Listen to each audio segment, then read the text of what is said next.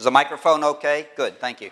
It's a great pleasure to be here. I certainly thank the organizers for the opportunity to tell you a bit about molecules. I won't spend a lot of time motivating why we work on molecules, but of course molecules are very different from atoms in many ways and can be used for precision measurement, for interesting condensed matter physics and simulations, such as with dipoles, and of course give us chemistry. So there's all kinds of new things you can do with molecules. I'd like to talk about the concept of universality, and in particular thank my colleagues in Warsaw, Zbyszek Idziaczek and Krzysztof Jakimski, a graduate student who's present here at this conference, Yujian Wang, and Jeremy Hudson, in particular for the work today. I'm going to give you the conclusion first, so you walk away with this take-home, and then all the rest of it is kind of filling out the details. But many, whether it's atoms, molecules, or ions and traps, their interaction and collision properties, whether two-body, few-body, or many-body actually, have universal properties determined by the specific forms of the long-range potential and fixed by one or very few parameters that characterize short-range interactions. So the long-range potential is extremely important, and if we treat it correctly, we can go very far. So I'm going to illustrate this conclusion by some examples, fairly simple examples in atom-atom collisions with Feshbach molecules, some examples with three-atom collisions where we go beyond the kind of conventional universality for three-body recombination and FMOF physics so we can treat any scattering length, and also in the reactive and inelastic collisions of molecules.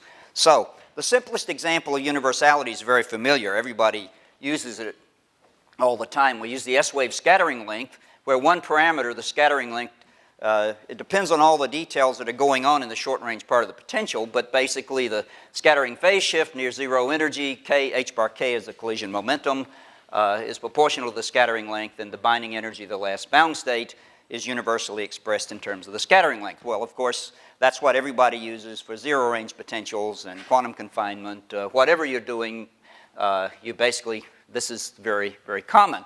But we can do very much better if we take into account the long-range potential and do a little extra work.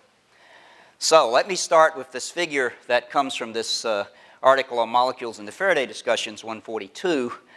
It illustrates the basic concepts that underlie this kind of universality. So we have long potentials. This is distance, this is energy, different energy scales. So we start out here with our separated species, which could be atoms or molecules.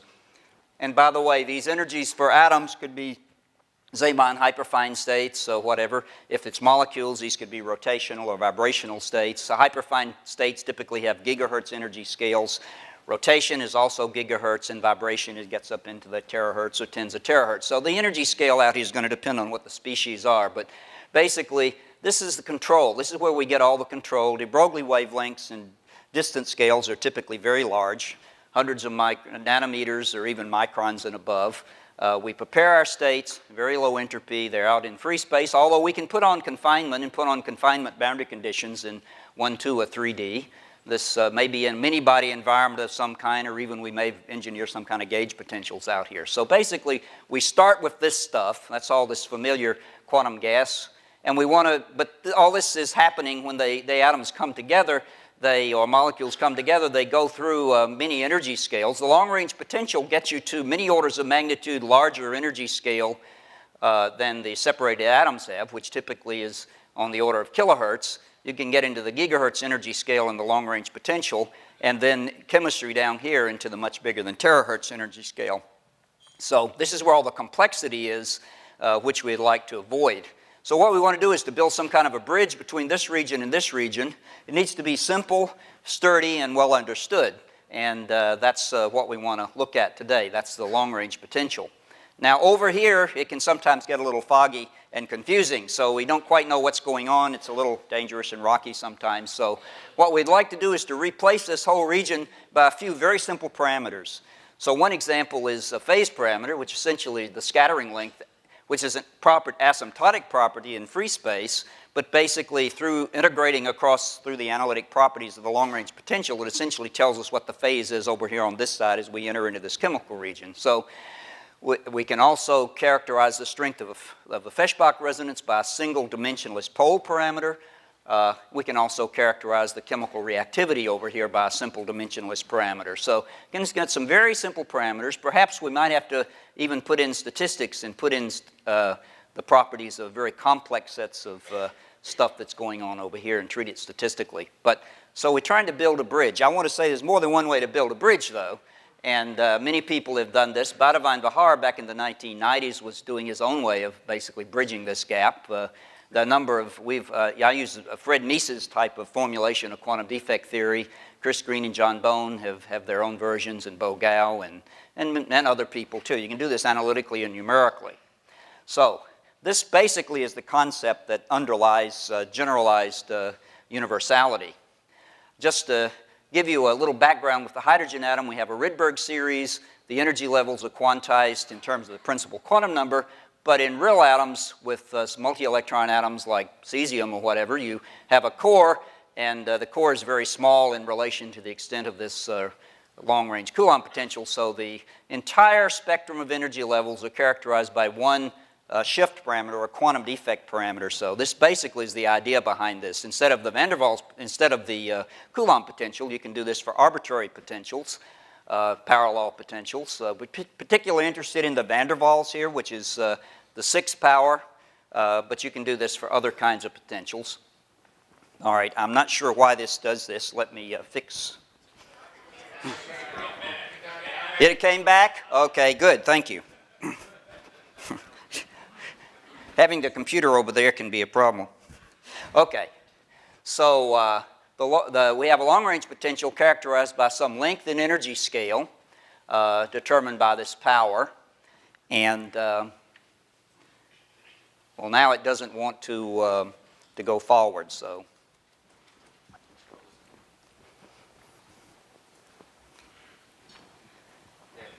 You got it? Got it back? Okay, is it working? Yeah, thank you. So you get a universal potential in these units. Now for van der Waals potentials, sometimes we use half this distance. This is the one Bo Gao likes to use. We like to use this one. Or this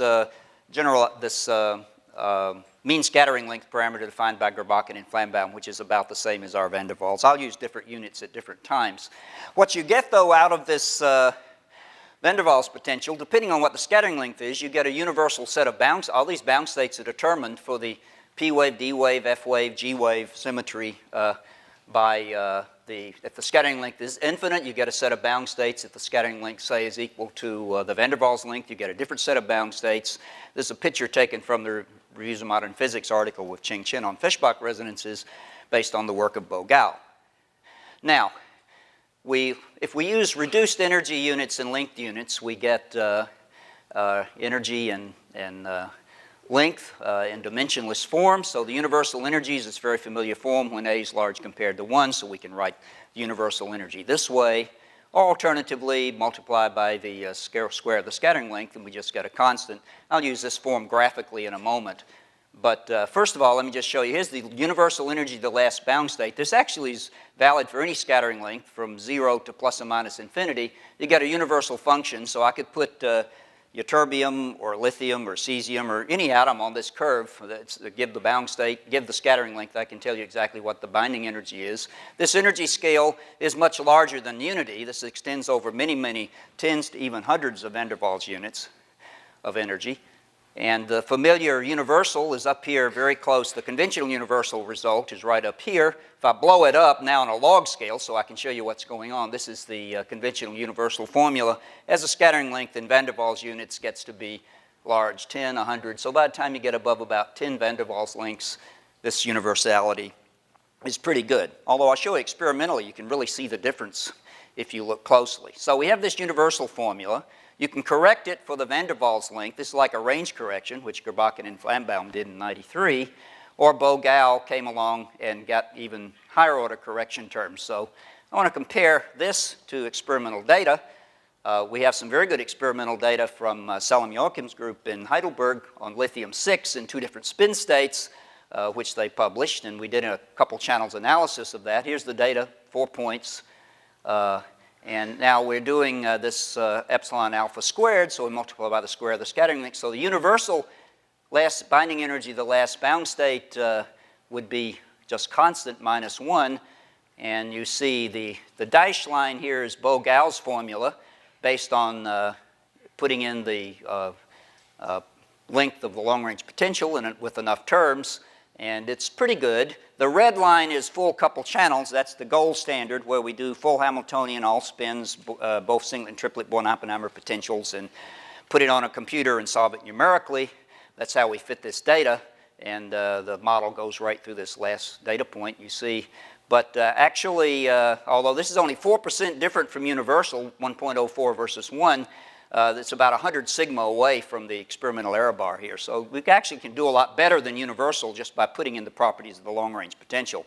This is an example of van der Waals universality. It also shows how precise measurements can be made, and if we do it, we need something better than the simplest models.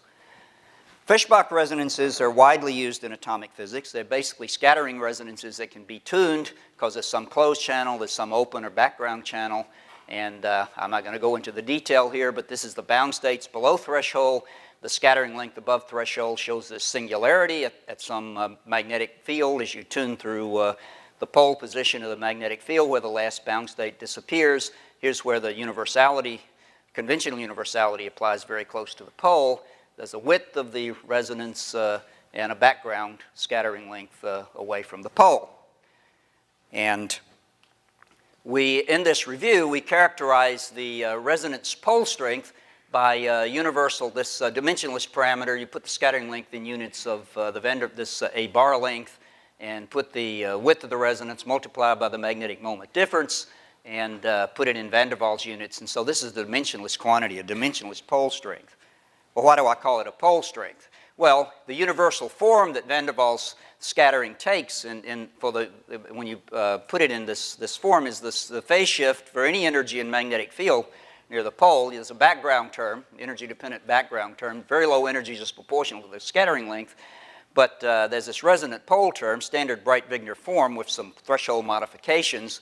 But there's the pole strength, the S-res right there. It's in the numerator, standard term, so that defines how strong the resonance is. It's a dimensionless parameter independent of B or energy.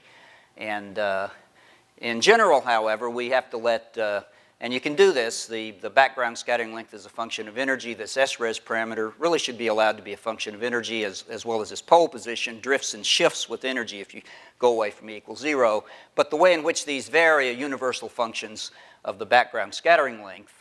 Universal functions of the reduced variable given the background scattering length. We first talked about this at the ICAP 2006, so you can find a description there. And very recently, we did some work with Jeremy Hudson with various potentials where we show that actually if you use this form, it dramatically improves upon the effective range approximation and works very well for any resonance, broad or narrow. Particularly for narrow resonance, it's important to use this proper form rather than simple effective range expansions. I'm not going to talk any more about that here. You can also extend this theory to include multiple overlapping resonances when you have more than one. That'll turn out to be important in the FMA physics of cesium. Speaking of cesium, these are the bound states. This comes from a combined theoretical experimental work with the group at Innsbruck. We took a lot of data over many years, and we developed a full couple channel scattering model of cesium. So this is just with S waves. This is the scattering length due to the S wave bound states here shown below threshold. This is a magnetic field up to about 1,000 Gauss. So you see these ramping states that give these three different poles. FMA physics happens here, here, and here. Been studied, Rudy Grimm talked about that yesterday. You can see these resonances actually do overlap a bit because they will interfere with each other. But one point about if you consider that these flat bound states here are really just you can't see the last bound state, it's so close to threshold on this, this is nearly a gigahertz scale here, so you can't even sit so close to threshold. That's the first bound state down, the second bound state down, the third bound state down. If for this scattering length, this general background for all of the resonances, just a constant, this is the van der Waals energy for the last three bound states, so the pure van der Waals potential associated with that scattering length. So it gives you a hint as to why van der Waals universality might apply. If I put in the D wave bound states that have exactly the same spin projection quantum number is the corresponding S waves. You just get the corresponding D wave states here. I'm not showing the D wave resonances up here, but they do make resonances which are well understood. And this is the universal D wave bound state from associated with that S wave background. So van der Waals physics, you see, goes a long way to explaining the totality of the kinds of states that exist below threshold. So the long-range potential does that. Now let's think about three-body physics. I'd like to switch now from atoms to from 2 atoms to 3 atoms, and molecular states of trimers of 3 atoms, another kind of molecular state. And this will be coming out in the next few weeks in Nature Physics, with a little more in it than on the archive version. So what we do, we set up a simple theory that we know how to represent a simple Feshbach resonance. We know the couple channels with the full spin model, so we set up a very simple little model that's based on 2 channels only. It's parameterized by the known S-res parameter for the resonances and the background scattering length for cesium. These are Lennard-Jones potentials. We showed a number of years ago how you set up models like this that represent pretty well the exact couple channels results. The number of bound states can be varied, so the only free parameter here might be the number of bound states, but our results are pretty independent of the number of bound states, so it doesn't really matter. Okay, can you get it going again?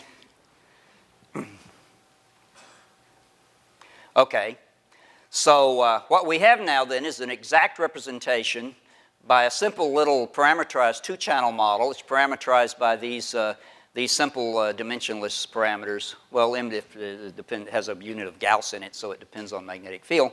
But, and 3-body interactions are treated just as a sum of 2-body van der Waals interactions, including the short-range repulsion due to these Lennard-Jones forms. And we numerically solve the 3-body equations in a hyperspherical basis. There's no free parameters here because we know these parameters for the 2-body resonances. So this is what we get for 3-body recombination. So the points were measured at Innsbruck back in 2006, so the points of the data on here. Now, Rudy showed you a figure yesterday they published in 2006 where effective field theory was used to explain the shape of these curves. The effective field theory is a theory that's based on fitting parameters, so you have to fit the width and the position. There are absolutely no adjustable parameters in this theory. It applies at all scattering lengths from very large. The scale here is scattering length in units of R van der Waals. It's a little hard to see that scale there. This is effectively the recombination coefficient, the cube root of it, so it comes out in units of length. But basically, you see these, as you vary the magnetic field, you vary the scattering length, and so you see this characteristic FMOF peak. You see this FMOF recombination minimum. Second minimum, we get this double minimum structure at small scattering length. This is on a 0 to about a 5, 4, 5, 0 to 4. This goes up to about 15 van der Waals units. This is the universal FMOF state around -9 or 10 van der Waals units. So this is what I call van der Waals universality. It applies at all scattering lengths, no adjustable parameters. The atom-dimer resonance at positive scattering length at around +4. This is what we call, this is A star minus, the position of the FMOF peak. This FMOF atom-dimer resonance at A star plus at about 4 or 5 or so of van der Waals lengths here. You see we get very good agreement. Again, no adjustable parameters here. Both the 3-body recombination and the atom-dimer scattering for the last bound state of the cesium-2 dimer near threshold, the A plus A minus ratio. If you take standard S-wave universality from the conventional universal theories, the scaling relations predict this ratio should be about 1.06. They measured 0.47, and this theory calculates 0.53, and remarkably close to what they measure. So we get a full representation of the 3-body physics by introducing essentially known 2-body interactions with simple parameters and the van der Waals potential. That's all that goes into this calculation. I'll go up to the other data from Innsbruck around 550 Gauss. This is a much smaller region from 552 to 556 Gauss. This is the scattering length, 0 here. There's an S-wave resonance, makes this fairly broad background here. There's a little sharp G-wave resonance that comes through here, and they measure FMOF resonances here and here. around this region, if you translate this into the proper scattering length model, this is FMR feature versus scattering length. The solid line is our calculation where we put in this resonant pole and a variable background. So it's got only one resonant pole and the entrance channel and a variable background. If we do the same model over here for this high field, when we get this sharp peak predicted, it's about in the right place as the data.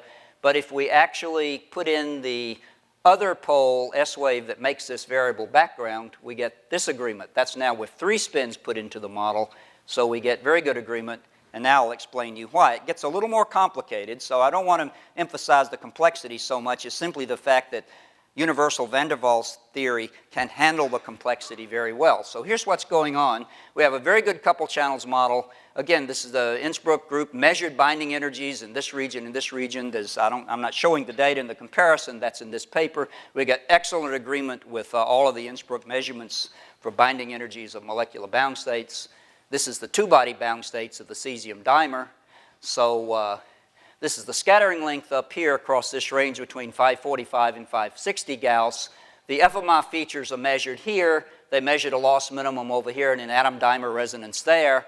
And what's underlying this is the state that is near these FMR peaks where the scattering length is varying quite rapidly due to this fairly sharp resonance, due to this G-wave state that's coming up and crossing threshold right here and making this pole. There's a background here. There's a background due to this very broad S-wave bound state over here, S-wave resonance. Here's the last S-wave bound state. Because it's interacting with this ramping state, and there's a very strong interaction, this ramping state actually pushes this bound state out of above threshold right over here. There's the broad pole of this very broad S-wave resonance right here.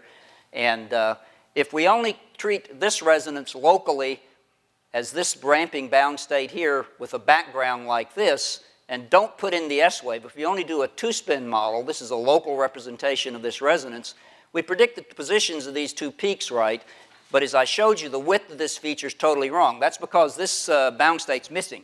So if I put both states, if I put both poles in the model, and we have our universal van der Waals model with two poles, this representing the strong S-res and the much smaller S-res for this G-wave, so I have 3 spins, the entrance channel, this G-wave, and this S-wave. So we got a 3-spin model. That then gives excellent agreement with the experiment for the position and the magnitude with no adjustable parameters. This is what I call van der Waals universality.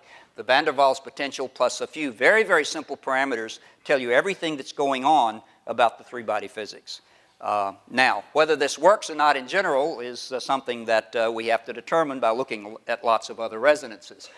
I will comment that the loss minimum over here experimentally is observed at about 2.5 when the scattering length is 2.5 times the van der Waals length, and we calculate 2.6, and the atom dimer resonance is measured at 6.5, and we calculate 6. So again, we get good agreement across the board with everything measured in the few-body physics up in this domain with this simple van der Waals model. It's implemented numerically, so it takes a lot of computer time. I mean, many weeks of computer time to solve these three-body equations. So there's a lot of work here, but it's based on an extremely simple parameterization and the physics of the van der Waals.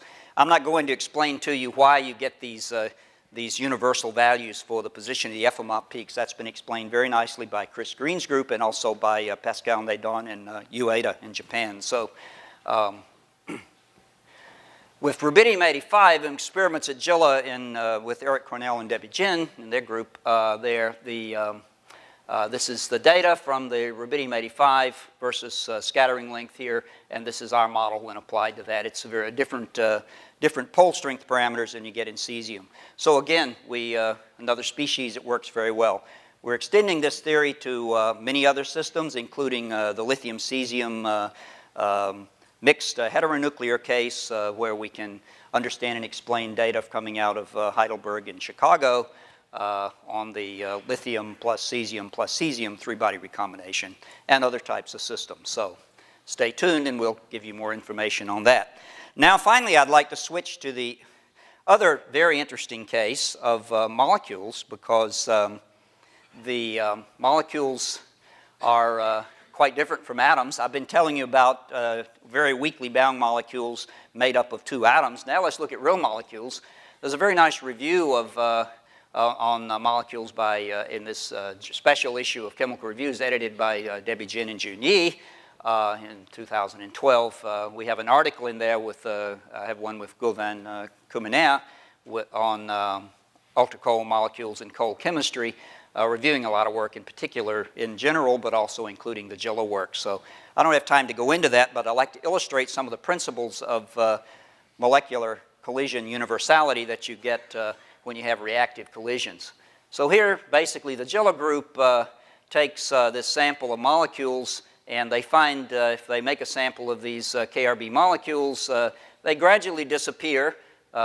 They make roughly 20,000, on a good day, maybe 40,000 K40 RB87 fermionic molecules at temperatures as low as 200 nanokelvin. It's not, and they live for about a second.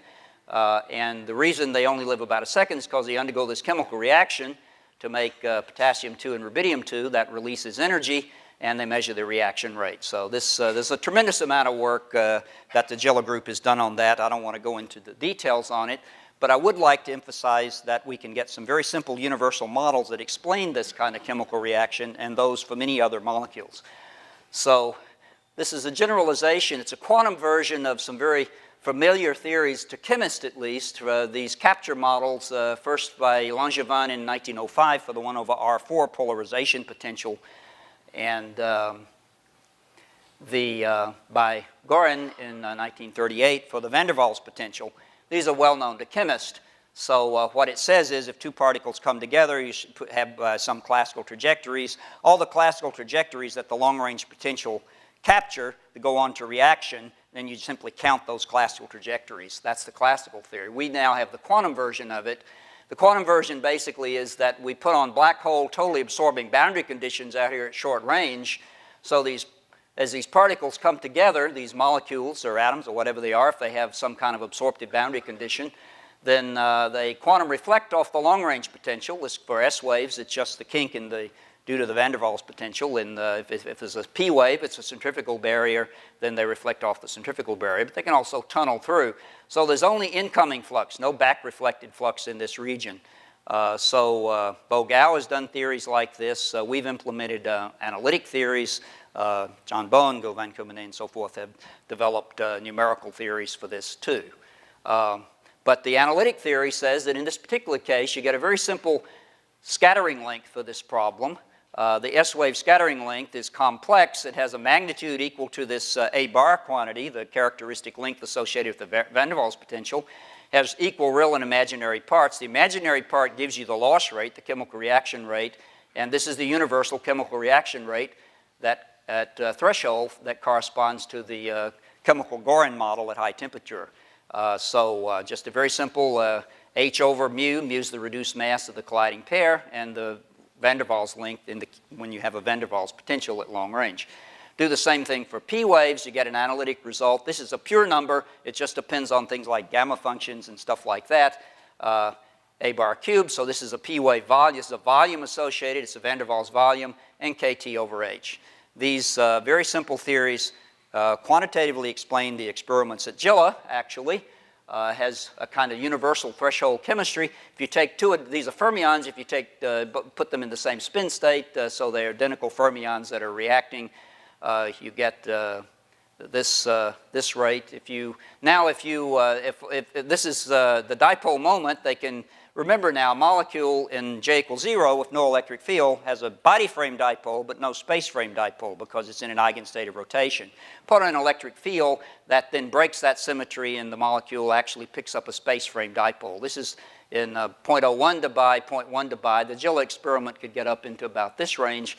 So they'd turn on the electric field and watch the reaction rate go up. So basically this model was implemented numerically. There's a theory that Kumener and Bowen had developed. We collaborated on developing a theory where we numerically implemented the dipole plus van der Waals potential, solve the Schrödinger equation with this black hole boundary condition, and that quantitatively explains the experiment. There's one thing you'll notice, though. There's absolutely no resonances in here, and you would expect, as you tune the dipole over this kind of a range, that you would pull in several more bound states and have several resonances. So there are no resonances. Well, they're suppressed, of course, because the black hole is totally absorbing. if the two molecules come together to short range, they never come back apart again, so there's nothing that can resonate and go back and forth, so they only can decay. So that suppresses all the resonances that otherwise would have been here. But more about that later.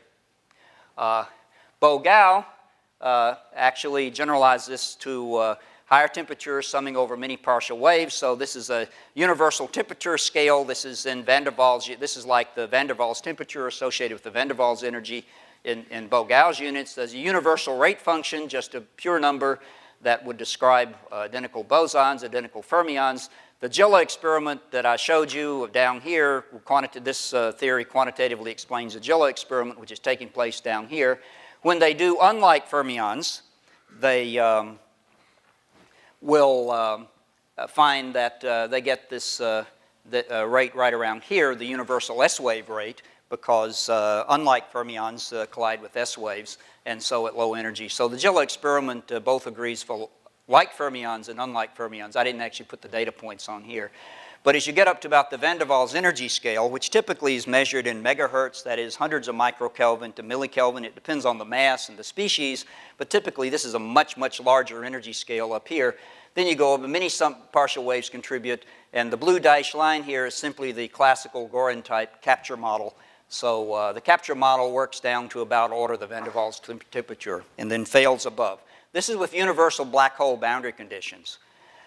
Here's some data. This is from the review with Goulven on where we put together a bunch of data that from back in a number of years ago, basically. These are all experiments in MOTS where people would prepare molecular states in high vibrational states, and then they would let an atom collide with it and quench it. So they'd try to measure the quenching rates of these high vibrational states. So let's just imagine that if an atom comes in and hits a highly vibrationally excited molecule, that atom is then going to have unit probability of relaxing it to a lower vibrational state. If that's true, then you can apply these universal capture models. This is the classical Gorin model up here, these lines for various cases. What you see basically is that the data that was available, it's got lots of big error bars. It's not that necessarily that good of a data, but more or less it agrees with the kind of magnitude you would get from these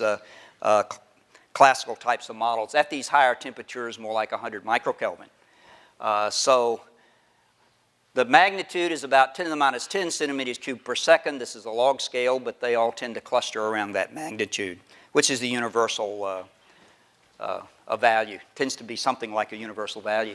This also is another figure from the review with Goulven. This is some theoretical work by theorists who looked at the vibrational quenching of an A2 molecule, which A could be hydrogen, lithium, sodium, or potassium. When you put it in a vibrational excited state, this is the vibrational quantum number down here that they considered. And so this is purely theoretical in the limit of zero energy. So you see then this 10 to the minus 10 rate constant over here. I don't know, hydrogen is kind of special. I'm not going to talk about it. But if we look at the red dots, which is lithium plus lithium-2, this is the universal kind of rates that you would expect if you simply took the universal van der Waals black hole theory. And this point was measured by MIT and Wolfgang Ketterle's group. They only got it upper bound to this, but it's consistent. This is actually chemical dynamics that was done by a couple channels type chemical dynamical calculation. So the red points here actually come from earlier work from Goulven. And you see that universal is not, it doesn't work all the time, so there are often many reaction rates that are not universal, but it's close. In the case of sodium, these blue points and this blue line, so typically you tend to get within factors of 2 or 3 or so of these universal rates. So it's very useful then to have these kind of universal theories. The real world's a little more complicated, but you get a simple back of the envelope that tells you what you should expect.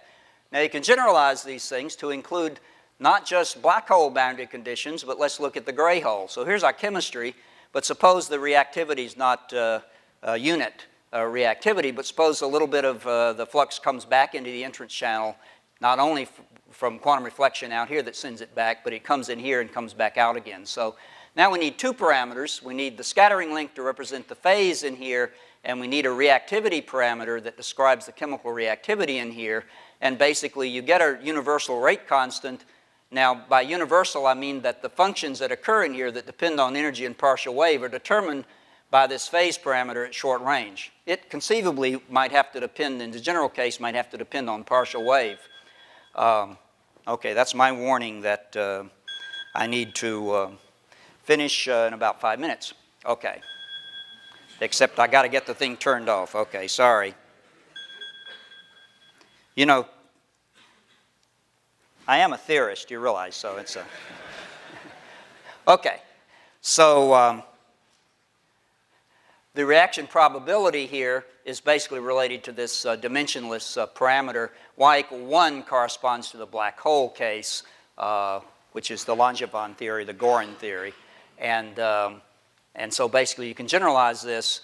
And one example, you can by the way, you can also generalize these theories to other kinds of situations when there's quantum confinement, you're going to pancakes or tubes. I'm not going to talk about that here, but we've looked at that. We get analytic results for the van der Waals case when you have the black hole boundary conditions. That's done here. A good bit of this work is reviewed in the chemical review things, and we have a new paper just about to be submitted on this as well. So this is an example of the gray hole theory for different values of the reactivity parameter. You don't have to pay much attention to the details, just that there's a universal rate constant in these universal units here that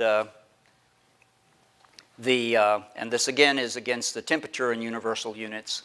So S is what I've been calling alpha. That's the phase or scattering length parameter. And so you get for bosons and fermions, you can do these kind of theories. Well, what about the practicalities? This is a case of a merged beam experiment by Naravicius group where they either took hydrogen or argon and collided it with helium metastables and then looked at the ion products.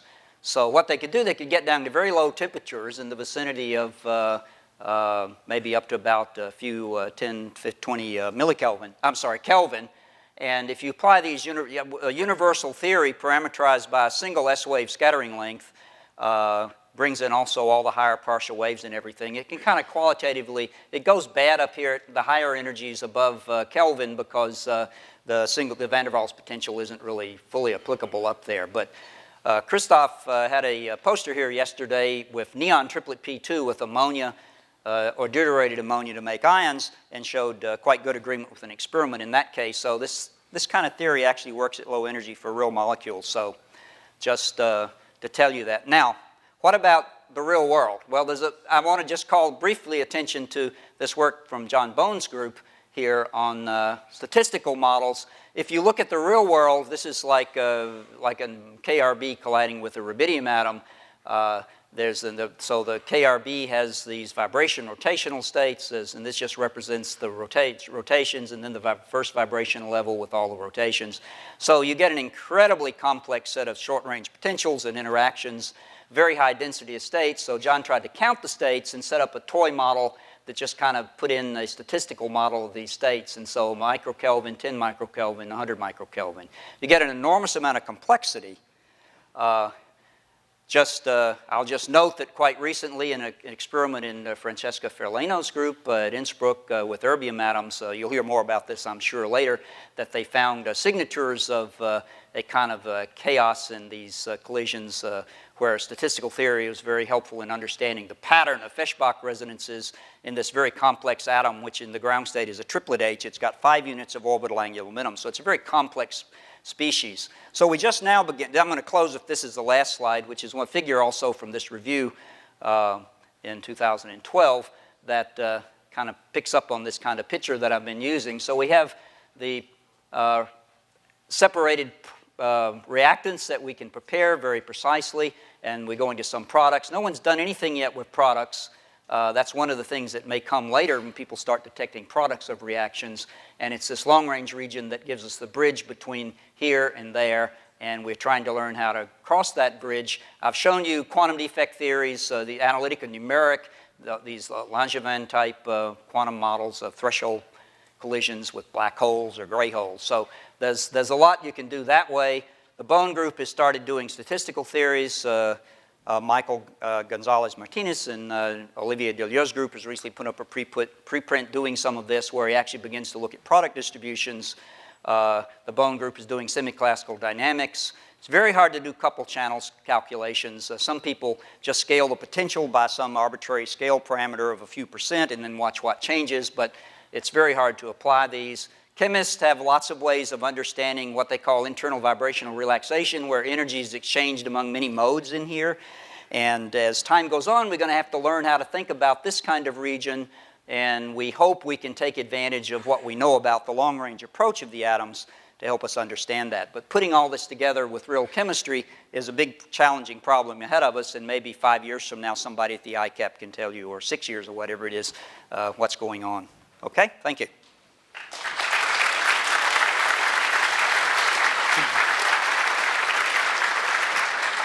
Thank you very much, Paul. We have time for a few questions.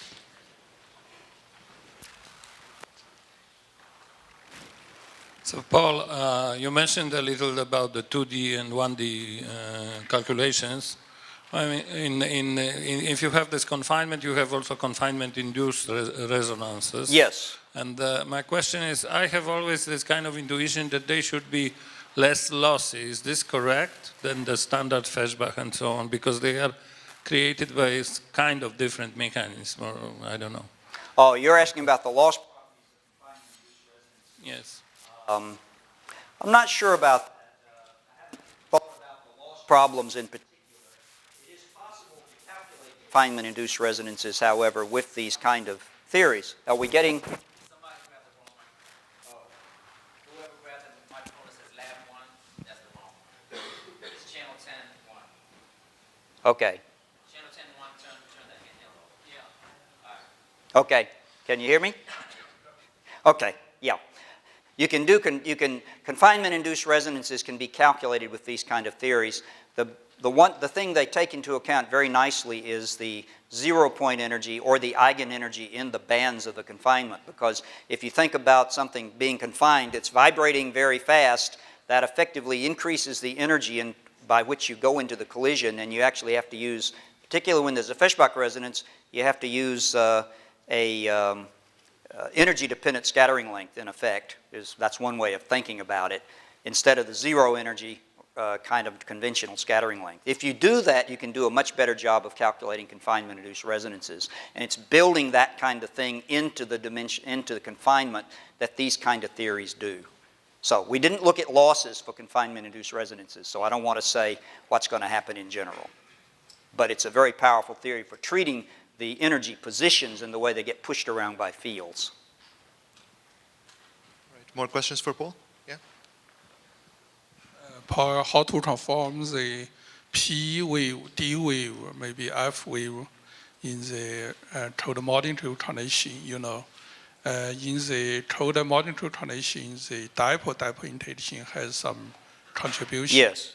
Maybe, yeah, That's right.